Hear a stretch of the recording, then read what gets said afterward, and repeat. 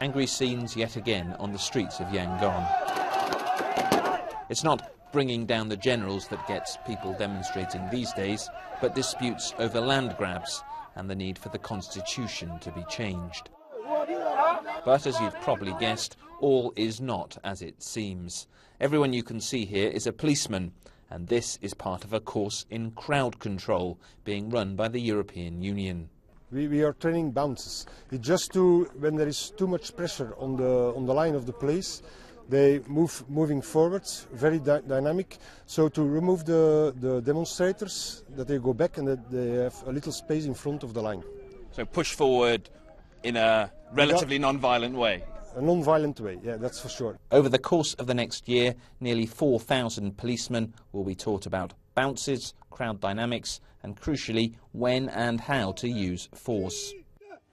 The Burmese police, like most of the big state institutions here, have been completely untouched by the reform process that's been taking place. That means that officers like these are unprepared for the increase in public demonstrations and the occasional outbreak of mob violence that has accompanied the rapid political change. In the last few years, the Burmese police have been seen at their very worst. During violence in central Myanmar, riot police were filmed looking on as Buddhists burnt Muslim homes. Further west, in Rakhine State, they've been accused not just of failing to protect civilians, but actually taking part in attacks. There have been things that we have done badly and things that we have done well in the past.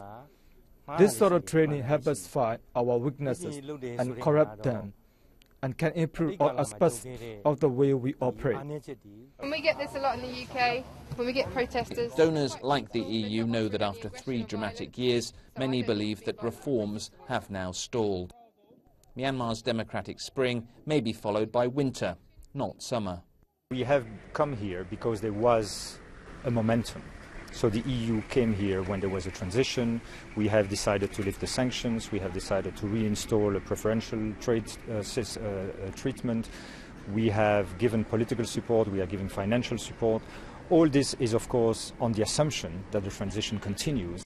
If reforms are halted, the commitment of the police to their new training will almost certainly be put to the test. Jonah Fisher, BBC News, Yangon, Myanmar.